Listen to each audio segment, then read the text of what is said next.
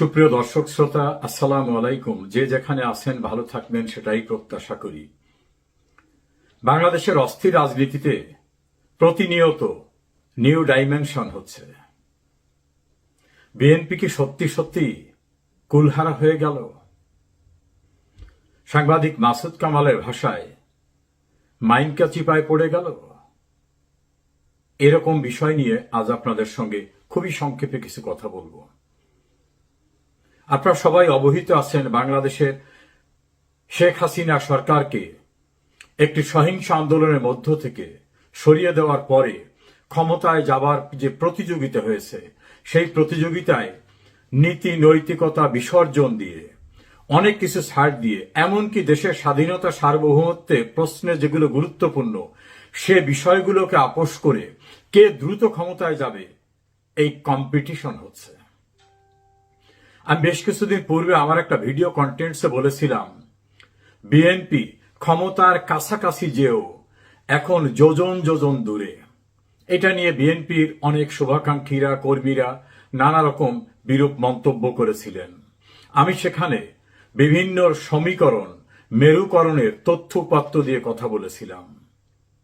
এখন কি পরিস্থিতি দৃশ্যমান হচ্ছে? বিএনপি নেতার বাড়ি ঘেরাও করে অস্ত্র উদ্ধারের অভিযানের খবর ফলাও করে সমস্ত গণমাধ্যমে এসেছে।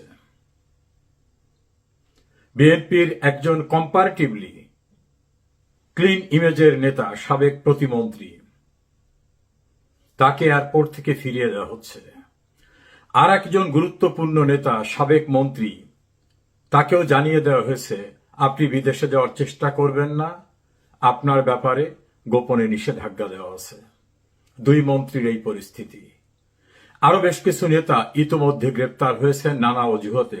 অভিযোগ রয়েছে যে সকল অজুহাতে গ্রেপ্তার করা হয়েছে এর অনেকটাই নাকি সঠিক না, বানোয়াট।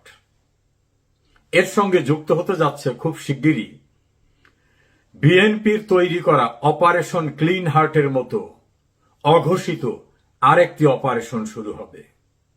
আওয়ামী লীগের বিরুদ্ধে অপারেশনের কোনো নতুন অবকাশ নাই, কারণ অপারেশন ডেভিল হার্টের নামে ডেভিল হার্ট বিভিন্ন রকম অজুহাতে বিভিন্ন রকম ভাবে হয়েছে, চলছে।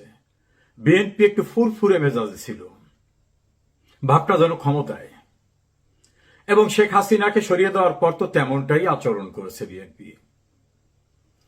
রাস্তাঘাট, হাট বাজার, বাসের স্ট্যান্ড থেকে শুরু করে ইজারা, বাজার, বিভিন্ন প্রতিষ্ঠানের গভর্নিং বডি নানাভাবে দখল করা, আওয়ামী লীগ এবং আওয়ামী লীগ অ্যালায়েন্সের নেতৃবৃন্দর ব্যবসা প্রতিষ্ঠান দখল করা, নানাভাবে মব সন্ত্রাস করে চাঁদাবাজি করা, নৈরাজ্যকর পরিস্থিতি সৃষ্টি করা, এমন অনেকগুলো ঘটনা বিএনপি করার কারণে জনগণের কাছে একটা মেসেজ চলে গেছে, যে মেসেজটা বিএনপির জন্য খুবই ক্ষতিকর। মেসেজটা এরকম, ক্ষমতায় আসার পূর্বে এই অবস্থা, ক্ষমতায় আসলে কি করবে। সে কারণে আন্দোলন হয় ক্ষমতাসীনদের ক্ষমতাচ্যুত করার জন্য, আর বিএনপির বিরুদ্ধে জনগণের ভিতরে আন্দোলন হয়েছে ক্ষমতায় যাতে যেতে না পারে সেজন্য ভিতরে ভেতরে আন্দোলন অনেক জায়গায় বহিঃপ্রকাশ হয়ে গেছে। তার সঙ্গে যুক্ত হয়েছিল জামাত এবং বিএনপির দুইটা শাখায় দুই রকম ধরনের তারা ছিল এক সময়। সেটা পাল্টে গিয়ে হলো এমন, জামাত এবং এনসিপি প্রচন্ড প্রচার শুরু করে দিল। তাদের ভাষায় এক স্বৈরাচারকে সরিয়ে আর এক স্বৈরাচারকে বসাবার জন্য আন্দোলন করিনি। কেউ কেউ স্লোগান দিল টাকা আদায় হয় পল্টনে, চলে যায় লন্ডনে। পাথর দিয়ে প্রস্তর যুগের নির্মমতাকে বেশ ফোকাসে নিয়ে আসা হয়েছিল। এই ঘটনা শুধু ঢাকায় না, সারা বাংলাদেশে, আমার নিজ জেলা পিরোজপুরে যে বর্বরতা, নৃশংসতা, নারকীয়তা, লুটপাট, চাঁদাবাজি হয়েছে সে দায়ও কিন্তু অস্বীকার করার সুযোগ নেই। আমার নিজের বাড়ি প্রকাশ্যে থানা সদরে লুটপাট করে বড় বড় পরিবহনে করে নিয়ে যারা গিয়েছেন আমার বাড়িতে বাড়ির পাশে লাগানো সিসিটিভি ক্যামেরায় সমস্ত মনিটর করা রয়েছে। আমার ছোট ভাই উপজেলা চেয়ারম্যান ছিল, তার বাড়ি পুলিশের উপস্থিতিতে লুটপাট করে মালামাল নিয়ে যাওয়া এবং ভাঙচুর করে শেষ পর্যন্ত গ্রিল খুলে নেওয়া। আমার আর এক ভাইয়ের বাড়ি দখল করে সেখানে এখন বিএনপির লোকেরা বসবাস করছে।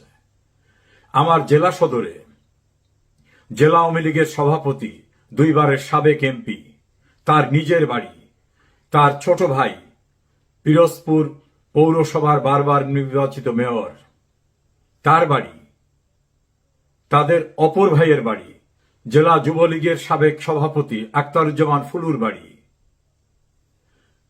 পিরোজপুর সদর উপজেলা চেয়ারম্যান এস এম বাইজিদ হোসেনের বাড়ি, জেলা ছাত্রলীগের বিলুপ্ত কমিটির সভাপতি সাধারণ সম্পাদকের বাড়ি থেকে শুরু করে এমন নৈরাজ্যকর ভাবে লুটপাট আগুন দিয়ে পুড়িয়ে নৃশংস বর্বরতা দেখানো হয়েছে যা বাংলাদেশের ইতিহাসে তো দূরের কথা, পাকিস্তান আমলেও এমন বর্বরতা দেখা যায়নি। এখন ডিজিটাল যুগ, যারা যারা এসব করেছেন সমস্ত তথ্য উপাত্ত সংগ্রহে রয়েছে, প্রয়োজনের সময় সেটা হয়তো ব্যবহৃত হবে।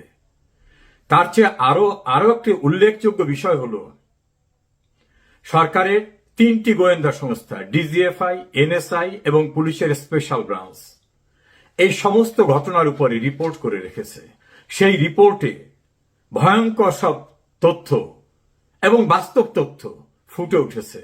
হয়তো এখন অ্যাকশন হবে না, কিছুদিন পরে হবে, না হয় আর কিছুদিন পরে হবে। একটা গল্প বলি।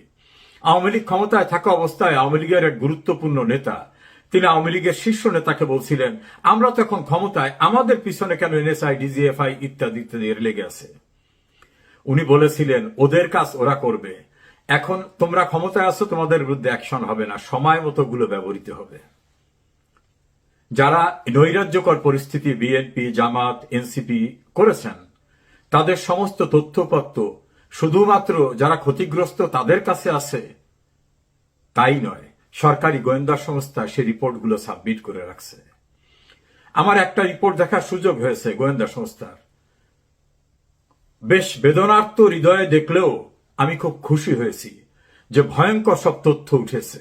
কিভাবে চাঁদা আদায় করা হয়, চাঁদা কিভাবে ভাগ করা হয়, কিভাবে মামলা দেওয়া হচ্ছে, কোন কর্মকর্তা, জামাতের সম্ভাব্য প্রার্থী, বিএনপির সম্ভাব্য প্রার্থী, জামাত বিএনপির কোন কোন নেতা থানায় তদবির করতেছেন, কোন কোন নাম ঢুকাতে হবে, এ সকল বিষয়গুলো সেখানে স্পষ্টভাবে দেখা যাচ্ছে। যাই হোক, সেটা আরেকটি প্রসঙ্গ। আমি মূল যে কথায় আসছিলাম, এনসিপির মতো সংগঠন বলছে কামিন নামায় সই করেছেন, সরা পড়েছেন, বাসর করবেন না কেন। বিএনপিকে কোন পর্যায়ে নিয়ে গেছে, এমন নিকৃষ্ট ভাবে এত নিম্নমানের উদাহরণ দিয়ে বিএনপিকে তুচ্ছ তাচ্ছিল্য করা হচ্ছে। জামাত ইসলাম পরিষ্কারভাবে বলে দিয়েছে, এটা হবে না, এটা হবে, এটা হবে। ক্ষমতাসীনদের দল অর্থাৎ ইউনূসের দল, তারা জোট পাকিয়ে কিভাবে নির্বাচন পিছানো যায়, কিভাবে অস্থিতিশীলতা দেখিয়ে বলে এখন নির্বাচনে পরিস্থিতি নাই, করা যাবে না, সব কিন্তু মেটিকুলাস ডিজাইনে করা হচ্ছে। তাদের একটা স্ট্র্যাটেজি আছে, সেটা তারা ঠিকঠাক মতো করছেন। বিএনপি দ্রুত ক্ষমতায় যাওয়ার জন্য কোন বিদেশ থেকে আনা ভাড়াটিয়া ডক্টর আলী রিয়াজ যে বাংলাদেশের নাগরিকই না, তার পিছনে গিয়ে ধন্না দেয় বড় ব্যাগ নিয়ে সালাউদ্দিন সাহেব সহ অন্যান্যরা। মাহমুদুর রহমান মান্নাদের মতো পরিচ্ছন্ন রাজনীতিক ব্যক্তিরা, টকশোতে গিয়ে কথা বলা জুনায়েদ সাকিরা, তাত্ত্বিক কথা বলা বিপ্লবী ওয়ার্কার্স পার্টির সাইফুল হকরা সহ অন্যান্যরা সবাই ধর্ণা দিয়েছে কার কাছে? আমেরিকা থেকে আসা এক লোক যে বাংলাদেশের প্রিয় জন্মভূমির নাগরিকত্ব ছেড়ে চলে গেছে, তার কাছে গিয়ে ধর্ণা দিচ্ছে, আমাদের এই দয়াটা শোনেন, আমাকে এইটা শোনেন, এইটা রাখেন প্লিজ, এইটা নোট অফ ডিসেন্ট। কি করুণা ভিক্ষা করতেছে ক্ষমতায় যাওয়ার জন্য। শেষ রক্ষা হলো না। এখন বিএনপি বলছে তাদের সঙ্গে প্রতারণা করা হয়েছে, তারা নাকি প্রতারণার শিকার। প্রতারণার শিকার সেদিনই হয়েছেন যেদিন অবৈধ ক্ষমতা দখলদারকে নিয়ে উচ্ছ্বসিত হয়েছিলেন। প্রতারণার শিকারের কথা মাহমুদুর রহমান মান্না সাহেব বলেছেন। আমার অত্যন্ত প্রিয় একজন মানুষ তিনি। এখন একুল ওকুল দুকুল হারানো অবস্থা তাদের। কুলহারা কলঙ্কিনীর মতো হয়ে গেছেন, মাইনকা চিপায় পড়ছেন। বিএনপিকে ন্যূনতম ছাড় জামাত এবং ইউনূস দেবে না। এনসিপি জামাতের তৈরি করা সংগঠন। কারাগারে থাকা অবস্থায় জামাতের দ্বিতীয় প্রভাবশালী ব্যক্তি ডাক্তার সৈয়দ আব্দুল্লাহ মোহাম্মদ তাহের, তিনি গণমাধ্যম ব্যক্তিত্ব সাবেক এমপি গোলাম মাওলা রনিকে বলেছিলেন, ওই নাহিদ অর্থাৎ জামাত এনসিপির প্রধান ও আমাদের তৈরি, আমরাই তাকে গ্রহণ করেছি। বিবিসির সঙ্গে ইন্টারভিউ দেওয়ার সময় তাহের সাহেব পরিষ্কারভাবে বলছেন, শেখ হাসিনা বিরোধী আন্দোলনটা ছিল জামাত শিবিরের আন্দোলন। আমরা নামটা ব্যবহার করিনি, তাহলে ওই বাম ধারার কিছু লোক টোকেদের রিজার্ভেশন আছে, ঝামেলা করবে, এই জন্য আমরাই করেছি। ইউনূস বলেছেন ক্লিন্টন ফাউন্ডেশনে মেটিকুলাস ডিজাইনে সবকিছু করেছি, এটা হঠাৎ কিছু না। জামাতের ইউরোপের মুখপাত্র রব মোল্লা সাহেব ইউকের একটা টেলিভিশনে ইন্টারভিউ দিয়ে বলছেন, শেখ হাসিনা বিরোধী আন্দোলনের বড় ক্রেডিট ডক্টর ইউনূসের। জানতে চাইলেন সঞ্চালক, কেন, কিভাবে?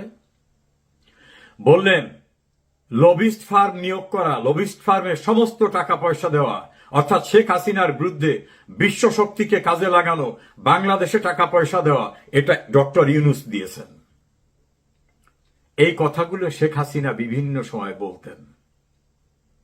তথাকথিত প্রগতিশীলরা বলতেন, না না, এগুলো হচ্ছে শেখ হাসিনার ক্ষমতায় থাকার জন্য একটা অজুহাত। হিসাব মিলেছে। শেখ হাসিনা কোনো আপোষ করতে চাননি, দেশের স্বাধীনতা সার্বভৌমত্ব এগুলো দিয়ে মুসলিকা দিয়ে ক্ষমতায় থাকতে চাননি। দ্রুতগতিতে ক্ষমতায় যেতে অনেক ছাড় বিএনপি দিয়েছেন।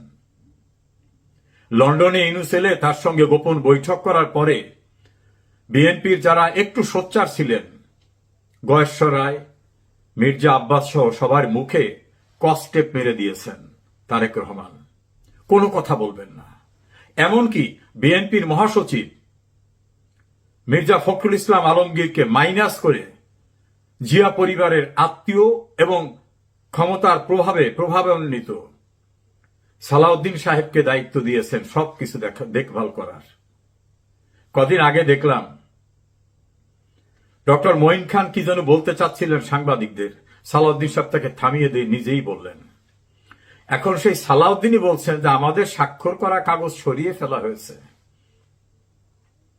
বিএনপিকে মাইনাস করা হবে, শুধু মাইনাস না, মাইনাসের সর্বশেষ সীমায় নিয়ে যাওয়া হবে।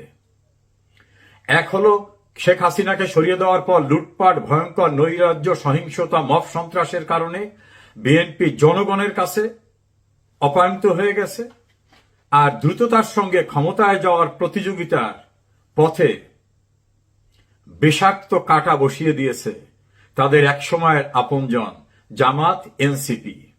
তাদের ফাঁদে পা দিয়ে বিএনপি এখন সবকুল হারা অবস্থায়, এবং এটা আরো দৃশ্যমান হবে খুব শিগগিরই। আজ আমি যাদের সামনে এই কথা বলছি তারা দেখবেন আমার এই অ্যানালাইসিসের যে সকল ভিত্তি আছে, সেই ভিত্তি স্বল্প এই ভিডিও কন্টেন্টসে বলা সম্ভব নয়।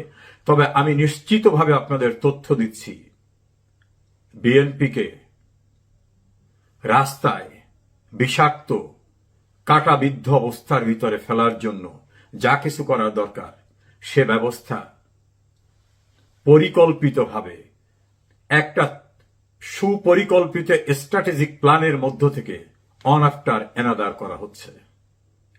ক্ষমতায় চলে গেছিলেন না বিএনপি, পল্টনের সভায় শেখ হাসিনাকে সরিয়ে দেওয়ার পর বলা হয়েছিল না, খুব শিগগিরই তারেক রহমান আসবেন, এখানে বক্তব্য রাখবেন। তারেক রহমান এসেছেন? আসেন নাই। তার কাছে হয়তো অনেক তথ্য আছে। তারপর তিনি অনেক ছাড় দিয়ে গণভবন, প্রধানমন্ত্রীর কার্যালয়ের অফিসগুলোয় বসতে স্বপ্নবিলাসী হয়েছিলেন। কিন্তু রাজনীতিতে বিএনপি এত অপরিপক্ক যে এখন বিএনপি ক্ষমতা তো দূরের কথা, বিরোধী দলে থাকবে কিনা সে বিষয়টা নিয়েও তাদের ভেতরের প্রতিপক্ষ যারা জামাত, এনসিপি, ইউনুস এবং অন্যরা, সেটাই তারা এখন বিবেচনা করছে। আর সেই জায়গায় মানুষ এখন বলা শুরু করছে আওয়ামী লীগে ভালো ছিল, আওয়ামী লীগে ভালো ছিল। বোঝা গেল বিষয়টি। ধৈর্য ধরুন, আরো অনেক কিছু বিস্ময়কর দেখার জন্য।